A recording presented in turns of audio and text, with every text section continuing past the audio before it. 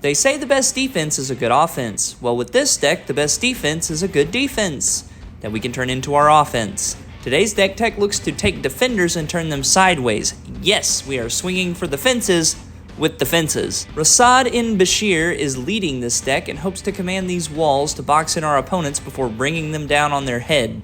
And paired with Rasaad is the Master Chef background to take full advantage of +1/+1 counter synergies in Selesnya. Before we get into the deck tech, be sure to like, comment, subscribe. It goes a long way to supporting the channel, and with that out of the way... Oh yeah!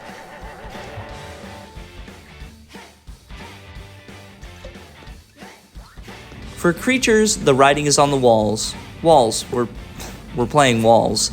Avacyn's Pilgrim, Portcullis Vine for some card draw, Resolute Watchdog to protect certain creatures in the deck, Steel Wall, Walking Bulwark is a great way of bypassing the defender mechanic, Angelic Wall, Crashing Drawbridge, Flump can finally be a threat, Fortified Rampart, Jeskai Barricade, Overgrown Battlement will add a bunch of green mana, Suspicious Bookcase lets our biggest walls get in for damage, Vine Trellis, Wall of Blossoms, Wall of Junk, Wall of Mulch can turn our walls into card draw, Wall of Omens, Wall of Roots, Wall of Tanglecord, Axebane Guardian, our best mana dork by far, allowing us to get mana besides green, Champion of Lamholt, Glunch the Bestower is going to be handing out presents to our opponents, but we are going to get far more advantages than drawbacks, Armorcraft Judge, Shield Wall Sentinel will help us get any defender we need at the moment, Undermountain Adventurer to get the initiative. Wakestone Gargoyle is a powerhouse in the deck by removing not just one, but all of the defender stats on our board. Wingmantle Chaplain, because sometimes you're going to have to swing with some burbs. Goliath Paladin for the initiative, and Wall of 1,000 Cuts. Though our deck is mostly creatures, we do have some instant and sorceries to help hang drywall. Starting with the sorceries, Broken Bond, Jailbreak, Rampant Growth, Ascension from Avernus. Since most of our creatures are 2 CMC, we can have a huge turn. Search for Tomorrow, Slaughter the Strong will most of the time be a one-sided board wipe. Migration Path, Bond of Discipline, Explore the Underdark for the initiative and ramp. Fell the Mighty, again one-sided board wipe.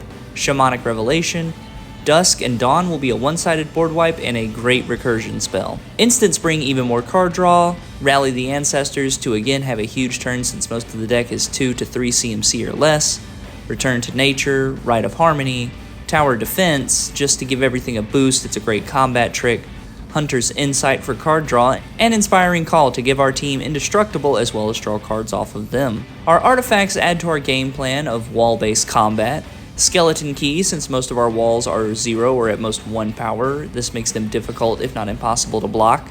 Prismatic Lens, Swiftfoot Boots, Warmonger's Chariot can transport our walls directly to our opponents. And Lifecrafter's Bestiary, if we have some setup with one of our wall mana dorks, this could potentially be a huge turn.